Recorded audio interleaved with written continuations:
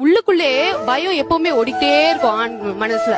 ஏன்னா என்ன பண்ண போறோம், அடுத்து என்ன ஆக போகுது, நம்ம லைஃப்ல நம்ம கூட ஒரு பொண்ணு இருக்கு, நம்மளுக்கு ஒரு குழந்தை இருக்கு, வாழ்க்கையில எப்படி வீடு கட்டுறோமா, அது பண்றோமா, பணம் பத்துமா, இப்படின்ற ஒரு பயத்திலேயே அவன் ஸ்ட்ரெஸ் ஆகுறான். அவங்க எந்த ஒரு விஷயமா இருந்தாலும் இமோஷன் ஆகக்கூடியது அவங்களுக்கு தான்.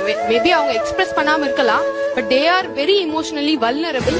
அண்ட் அவங்க சொன்னாங்க ரொம்ப ஃப்ரீ மைண்டா இருக்காங்க ஆண்கள்லாம், எதுவுமே டேக் இட் ஈஸின்னு எடுத்துப்பாங்க அப்படின்னு சொல்லி.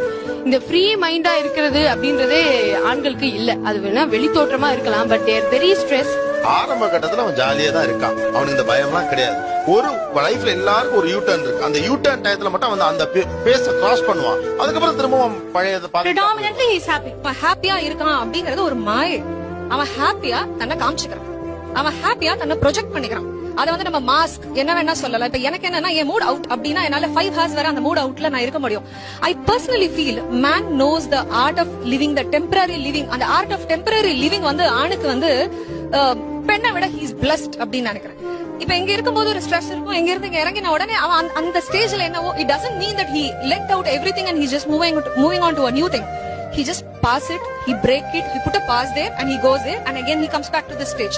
இதே பொண்ணு நான் காலையில சண்டை போட்டா ஈவினிங் 9 மணி வரைக்கும் வரைக்கும் எங்களுக்கு அந்த தாட் உள்ள இருந்துட்டே இருக்கும், அந்த நமிச்சல் இருந்துட்டே இருக்கும்.